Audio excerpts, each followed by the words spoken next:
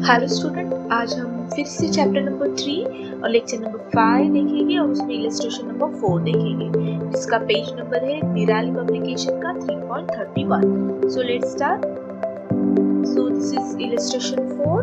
Now they have given the balance sheet. Already आपने अगर 3 video देखे होंगे तो आपको समझ में आया होगा कि इस चैप्टर में हमें क्या बनाना है. तो यहाँ पे हमें लिक्विडेटर का स्टेटमेंट बनाना है कि क्या क्या खर्चा हुआ है, कैसे कैसे हमने पेमेंट किया है, लिक्विडेटर ने कैसे असेट लिक्विडेट किए, सोल्ड आउट किए और कैसे कैसे liability, external liability as well as internal liability pay की है. तो हम रीड करते हैं question. The following is the balance sheet of Porwal limited as on 31st March 2020. This are the asset and liability. ठीक है, तो देखो लायबिलिटी कौन कौन सी हमें पे करनी है. प्रेफरेंस शेयर, इक्विटी शेयर, लेकिन ये तो बाद में करेंगे. डिबेंचर है, देन अगेन आउटस्टैंडिंग इंटरेस्ट भी है डिबेंचर का, सन्ड्री क्रेडिटर्स भी है. और सन्ड्री क्रेडिटर्स देखो ध्यान से उन्होंने बाइफरकेट किया है सन्ड्री क्रेडिटर्स भी. ठीक है, सो कैसे किया है. देखो ये जो सन्ड्री क्रेडिटर्स है, टोटल सन्ड्री क्रेडिटर्स इतने हैं, उसमें से उन्होंने बाइफरकेट किया है कि 30,000 का एक जो सिक्योर्ड क्रेडिटर है वो प्लांट एंड मशीनरी को मॉर्गेज है. मतलब 30,000 ये सिक्योर्ड क्रेडिटर्स है. ठीक है, मतलब उनको मॉर्गेज रखा है हमने प्लांट एंड मशीनरी. तो जब ये प्लांट एंड मशीनरी हम सोल्ड करेंगे तो पहला जो पैसा रहेगा वो किसे मिलेगा, क्रेडिटर्स को, सिक्योर्ड क्रेडिटर्स को. उसके बाद होगा प्रेफरेंशियल क्रेडिटर्स, मतलब इसको प्रेफरेंस दिया जाएगा. उसके बाद है अनसिक्योर्ड क्रेडिटर्स. तो ये थोड़ी अमाउंट याद रखना है. ठीक है, this are the land and building, ये सब हमें बेचना है. We never take this fictitious asset, profit and loss इस पे हमने इग्नोर ही किया है. आपने पहले 3 अगर क्वेश्चंस देखे होंगे तो कोई भी कुछ भी आने दो, अंडरराइटर कमीशन आने दो, प्रॉफिट एंड लॉस आने दो, फिक्टिशियस एसेट हमें इग्नोर करने, यहाँ पे काम ही नहीं है लिक्विडेटर स्टेटमेंट में. अंडरस्टूड. फिर ये पे करने के बाद हम फिर लास्ट में प्रेफरेंस शेयर करेंगे और फिर अगर पैसे बचते हैं तो हम इक्विटी शेयर करेंगे. ना इक्विटी शेयर भी 50% है, पेड अप है, तो 50% अनपेड है. तो ये देखना है हमें क्या करना है. ठीक है, तो यहाँ पे भी एक स्टार मार्क करके रखो. डन. ओके, चलो now will see the adjustment. The company went into liquidation voluntarily. अभी तक हमने यही देखा है कि वॉलंटरी लिक्विडेट हुआ है. On the above balance sheet preference share dividend was in arrears for 1 year. तो ये जो प्रेफरेंस शेयर है उस पे का डिविडेंड भी 1 ईयर क्या है, एरियर से. एरियर मतलब आउटस्टैंडिंग, कंपनी ने पे नहीं किया है. ठीक है, ये जो पोरवाल कंपनी है उसने पे नहीं किया है. But as per article of company it was to be paid. लेकिन कंपलसरी आपको ये पे ही करना है, तभी जाके आप आपकी कंपनी लिक्विडेट कर सकते हो. अदरवाइज ऑब्स्टेकल आ जाएगी, आपकी कंपनी सोल्ड नहीं हो सकती है. Got it. आपके एसेट सोल्ड नहीं हो सकते जब तक ये आप एक्सटर्नल लायबिलिटी पे नहीं करोगे. तब तक आपकी लिक्विडेशन प्रोसेस क्या होगी, स्टॉप होगी. The liquidator realise the asset as follow. अब देखो लिक्विडेटर ने क्या क्या बेचा है. लैंड एंड बिल्डिंग 50,000 जिसकी वैल्यू एक्चुअली 25,000 थी, लेकिन फॉर्चुनेटली हमें ज्यादा मिली 50,000. Plant and machinery 55,000. देखो plant and machinery 55,000. But if you remember, देखो ये सन्ड्री क्रेडिटर्स, एक क्रेडिटर ऐसा था सिक्योर्ड क्रेडिटर 30,000 का कि वो पहले वसूल करने वाला ये. तो जैसे ही ये मशीनरी सोल्ड होगी इसमें का पैसा किधर जाएगा, पहले ये जो क्रेडिटर्स है देखो लायबिलिटी साइड क्वेश्चन में उसको जाएगा. और फिर जो अगर बचता है सरप्लस, मतलब 55,000 था उसमें से 30,000 ये सिक्योर्ड क्रेडिटर्स है, तो 25,000 बचता है. तो ये सरप्लस जो है वो हम रिसिप्ट साइड में लिखेंगे. ऑलरेडी इसका प्रीवियस प्रॉब्लम भी मैंने आपको एक्सप्लेन किया है. ठीक है, चलो आगे. मोल्ड्स 40 to 500 को सोल्ड किए हैं.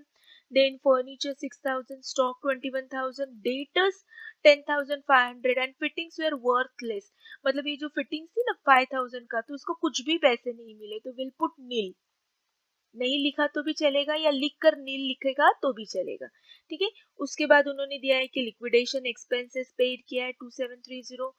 अब ये इंपॉर्टेंट है. Liquidator is entitled to remuneration 2% on asset realise. तो उसको इतनी, जिसने जितने भी असेट सेल किए इसकी सबकी टोटल करनी है. देखो हमें जितने भी असेट इन्हें सोल्ड किए हैं उस सब पे, नाउ दिस इज वर्थलेस मतलब जीरो, ये सब की टोटल अगर हम करोगे तो जो भी आएगी उसकी 2% हमें उसको रेम्युनरेशन देना है. Apart from that 2% on amount distributed to unsecured creditors. ठीक है, ये लिक्विडेशन तो ये तो देगी हम असेट पे 2%, बट उसके अलावा उसने कहा है कि मैं जो अनसिक्योर्ड क्रेडिटर्स है ना, जिसको मैं पे करने वाला हूँ, उस पे भी मुझे 2% चाहिए, क्योंकि ऑफकोर्स वो अनसिक्योर्ड क्रेडिटर से बात करेगा, उनको मनाएगा, तो एफर्ट्स तो है ना भाई, तो उस पे भी उसको 2% मिलेगा। तो देखो यहाँ पे अनसिक्योर्ड क्रेडिटर्स है, ठीक है। Okay, next one, the liquidator had to pay 900 as the repair bill of plant and machinery. Okay, अब ये याद रखो, ये नई एडजस्टमेंट है, तो थोड़ा सा स्टार मार्क करके रखो।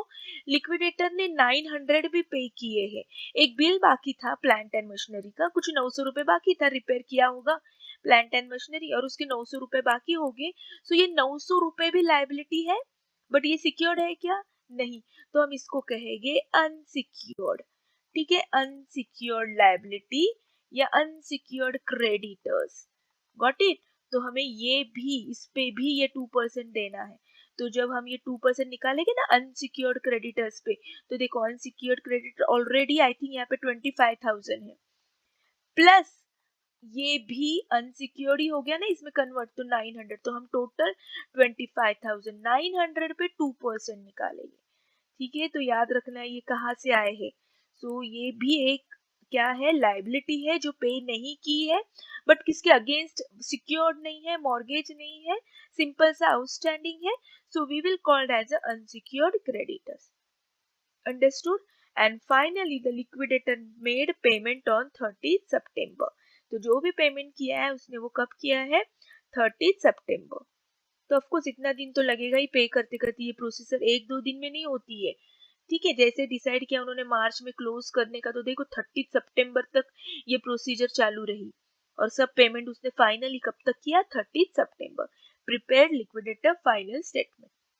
ऑलमोस्ट इसमें से हमने सब किया है, सिर्फ एक दो एडजस्टमेंट नए हैं, तो चलो मेरे साथ ही करो। So let's start. इस तरीके से हमें बनाना है liquidate final statement of account, winding अभी पूरा लिखना है आपको। देन ये डेबिट साइड रिसीट है, पेमेंट है, यहाँ पे एस्टिमेट वैल्यू मतलब जो बैलेंस शीट में बताई है, और यहाँ पे जिसको एक्चुअल हमें पैसे मिले, जैसे ये 50,000 मिले, 55,000 मिले, ये वाली। ओके, चलो now will start with the cash. Cash कितनी है? कैश इन हैंड, देखो आपके पास क्वेश्चन है या स्क्रीनशॉट निकालो। ओपनिंग कैश है 500, उसके बाद सब असेट, सो असेट लिखो जितने भी असेट है। इसमें हमने प्लांट एंड मशीनरी नहीं लिखा है, क्यों नहीं लिखा है? कि पहले ये सिक्योर्ड है, सिक्योर्ड क्रेडिटर के पास जाएगा पहले ये।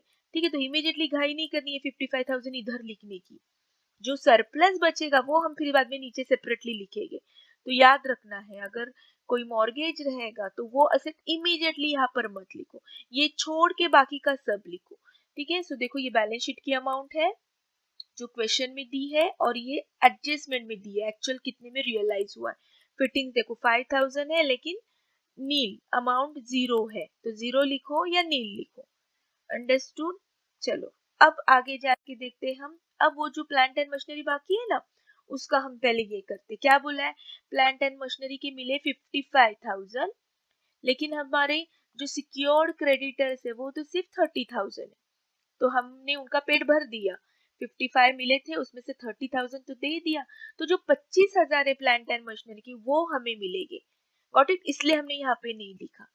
अब उसको नीचे हमने सेपरेट बाइफर्केशन बताया कि क्यों 25,000, हालांकि 55,000 है, बट क्यों 25,000? क्योंकि उसमें से 30,000 ये सन्ड्री क्रेडिटर्स को थे, वो सिक्योर्ड थे। क्रेडिटर्स ने बोला था जब भी ये कंपनी लिक्विडेट होगी या इंसॉल्वेंट होगी तो हमें पहले ये प्लांट एंड मशीनरी बेचो और उसके पैसे दो, तो 25,000।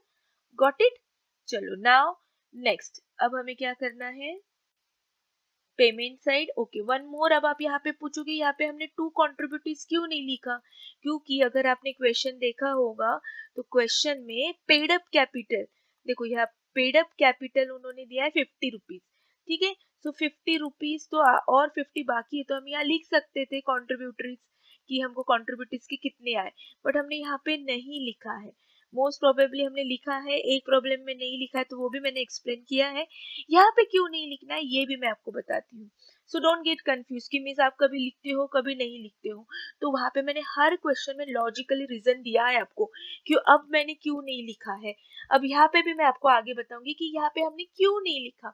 यहाँ पे हालांकि लिखना चाहिए था 2 कॉन्ट्रीब्यूटरीज, जितना भी शेयर है 50 रुपीज बाकी है अनकॉल्ड, ठीक है, तो यहाँ पे लिखना था लेकिन नहीं लिखा है। लेट्स सी क्यों नहीं लिखा है। Okay, now will see the payment side. चलो अब पेमेंट का आपको पता है पहले क्या क्या पे करना है। सो फर्स्ट ऑफ ऑल ये देखो यहाँ पे मैंने वर्किंग नोट लाई है आपके लिए। ये आपको आदत डालो, ये कहीं तो रफ में लिखो कि हमेशा पहले लीगल चार्जेस पे करना है।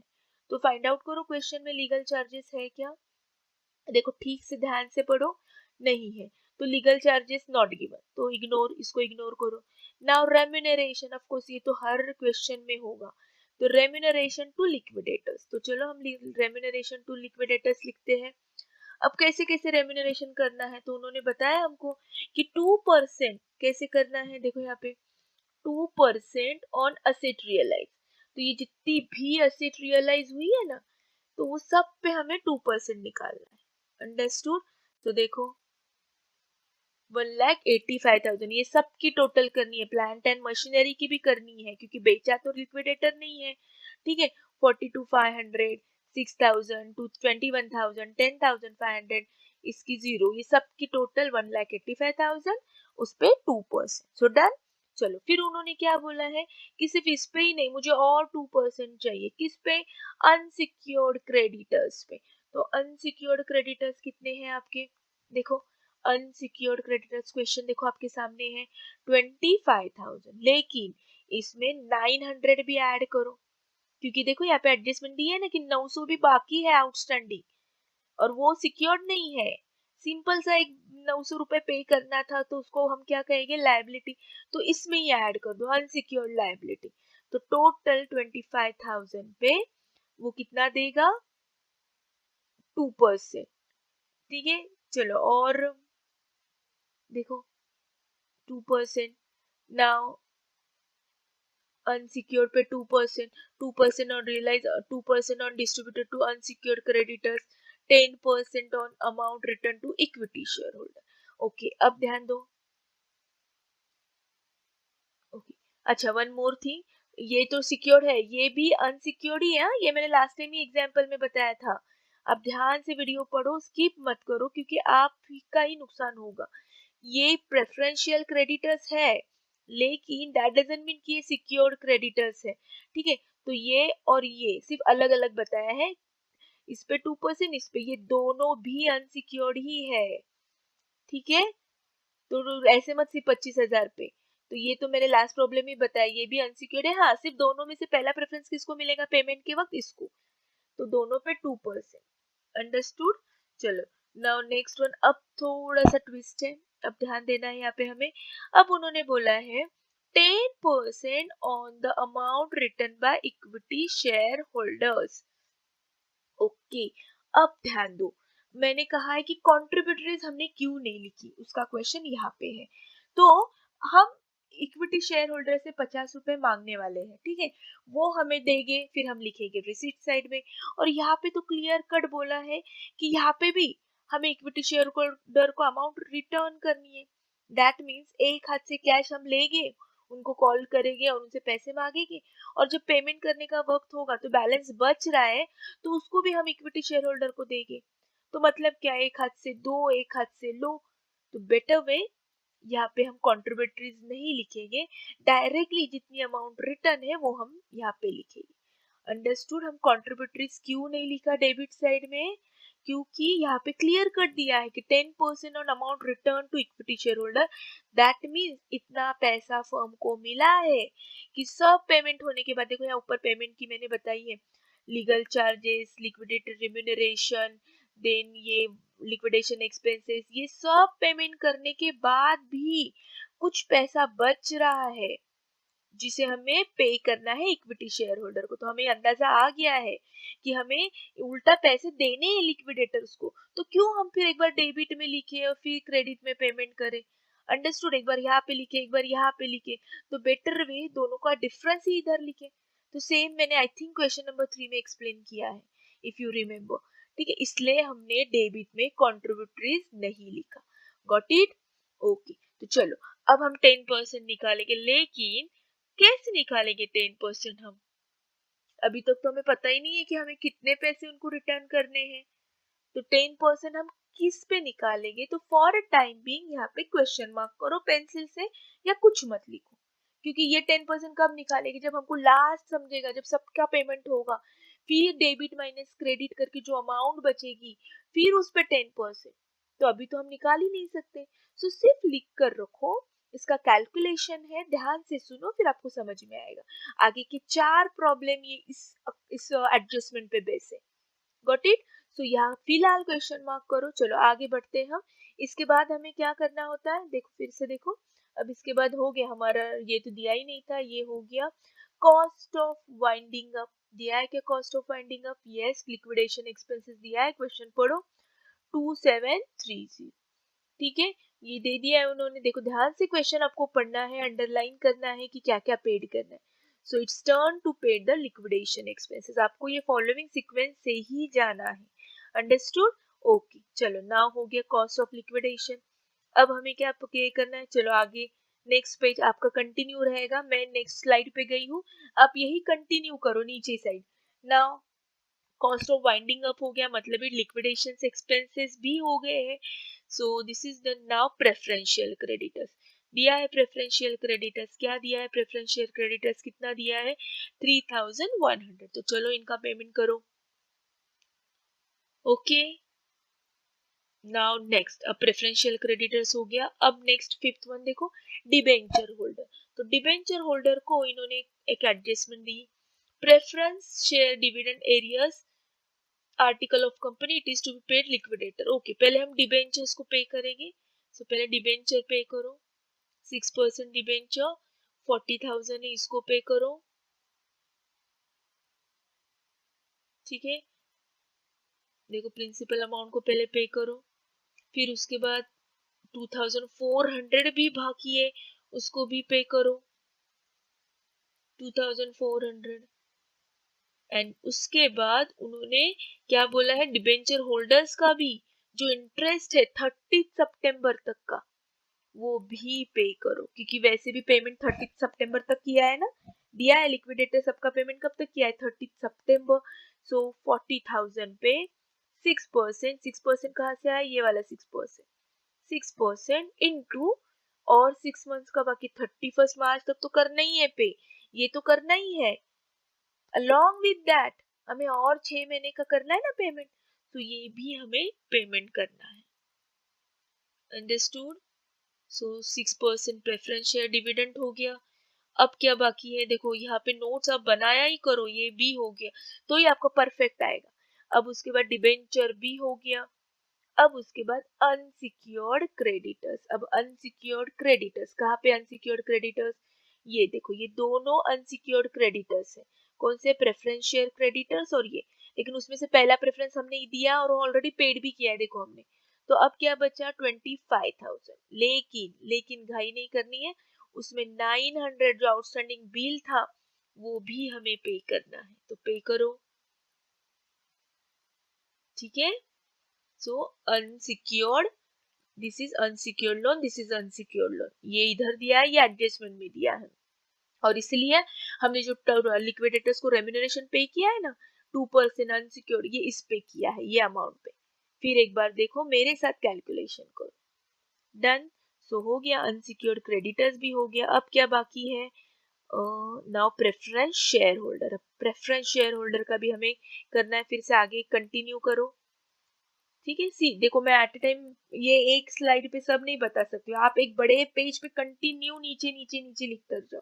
ठीक है, okay, now will move to the preference share.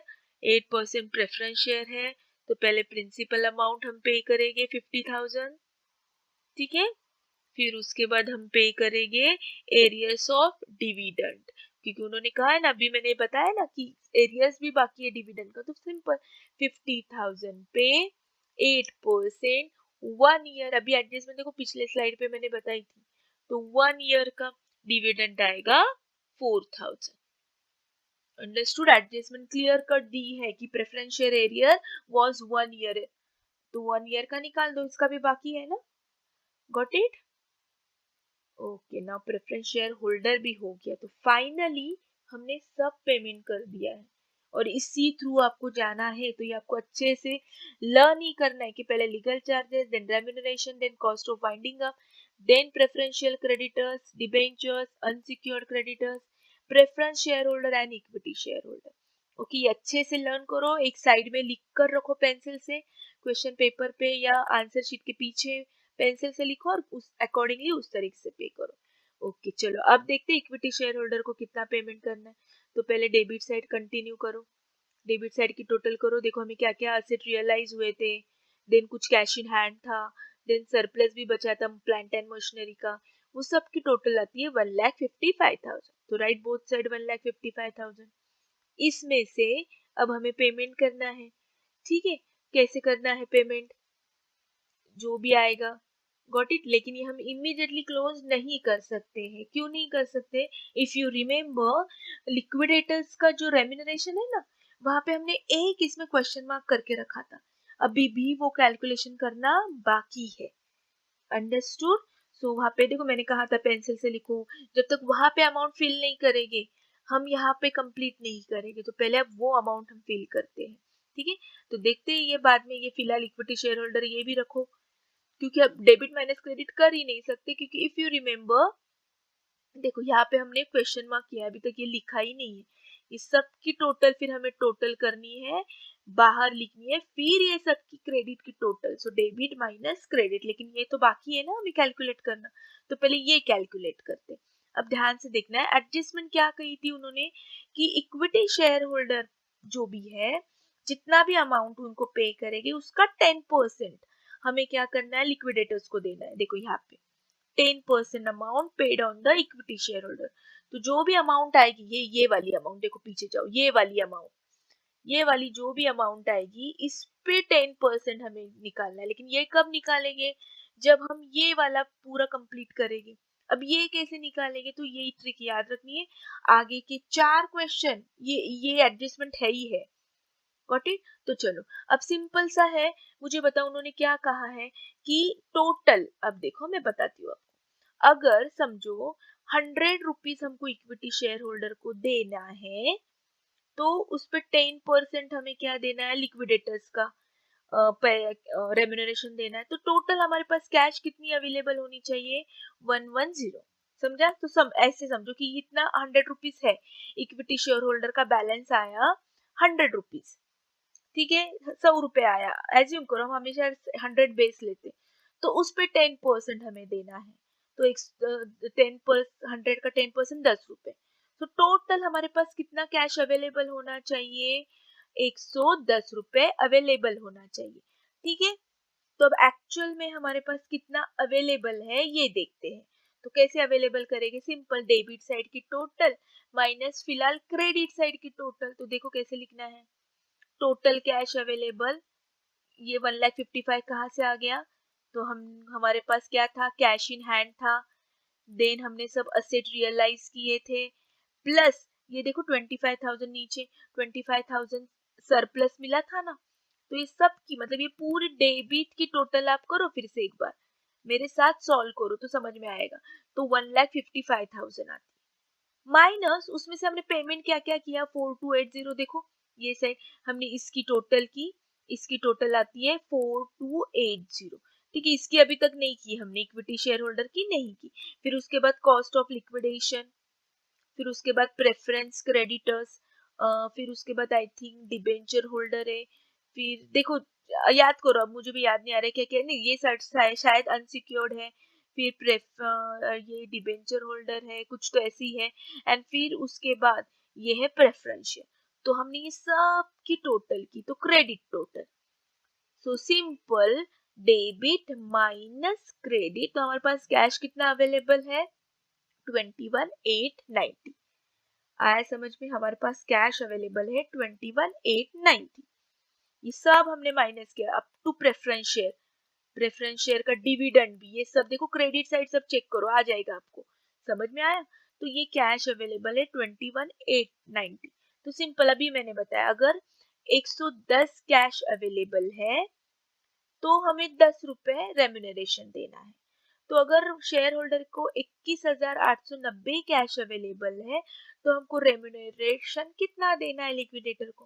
ठीक है, 110 अभी मैंने एक्सप्लेन किया कि देखो, फिर एक बार एक्सप्लेन करती हूँ कि 100 rupees cash equity share holder को बची, ऐसे एज्यूम करो कि इतनी कैश बची, उस पे हमको 10 रुपए क्या देना है, रेम्यूनरेशन। तो टोटल हमारे पास कैश कितनी अवेलेबल होनी चाहिए, 110 रुपए। ठीक है, तो यहाँ पे आई ना हमको टोटल कैश अवेलेबल 110, मतलब कितनी अवेलेबल है, 21,890। Got it. सो जब 110 रुपए कैश अवेलेबल रहेगी तो 10 रुपए रेम्यूनरेशन आता है, तो 21,890 रहेगा तो कितना रेम्यूनरेशन आएगा, तो सिंपल क्रॉस मल्टीप्लीकेशन। ठीक है, तो 21,890 into 10 upon 110 is equal to 1990। ठीक है, तो हमको लिक्विडेटर्स को कितना पेमेंट करना है, 1990। देखो अब अच्छे से लिखा है यहाँ पे। डन, आया समझ में। तो सिंपल आपको पहले टोटल कैश अवेलेबल कितनी है वो ढूंढनी है, फिर पेमेंट कितना दिया है, फिर इक्विटी शेयर होल्डर को कितनी अवेलेबल है, इतनी इक्विटी शेयर होल्डर को अवेलेबल है कैश।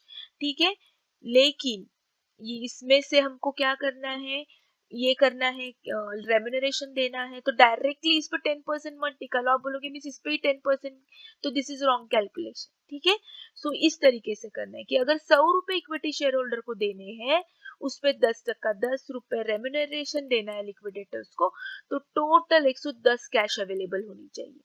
तो यहाँ पे तो कैश अवेलेबल है, तो 21,890 को कितनी, सो क्रॉस मल्टीप्लीकेशन करना है। ये हमने x मानते हैं, देखो स्कूल में पढ़ा है हमने, एंड 1990। तो अब हमें मिली यहाँ पे अमाउंट 1990, तो करो यहाँ पे अमाउंट, देखो आ गई हमारी 1990।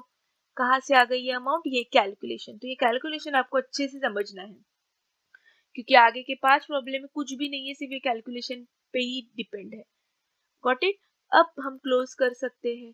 अब इसकी सबकी टोटल देखो, ये सबकी टोटल आउटर कॉलम में लिखो। अब रेम्यूनरेशन हमने लिक्विडेटर्स को क्या क्या दिया, देखो इतना सारा दिया, तो अब इसकी टोटल बाहर लिखो। इसकी टोटल बाहर लिखने के बाद अब हम क्लोज कर सकते हैं। ठीक है, देखो देखो वन कितना आया, 19,900। तो देखो 19,900 पे 10% ही तो देना था।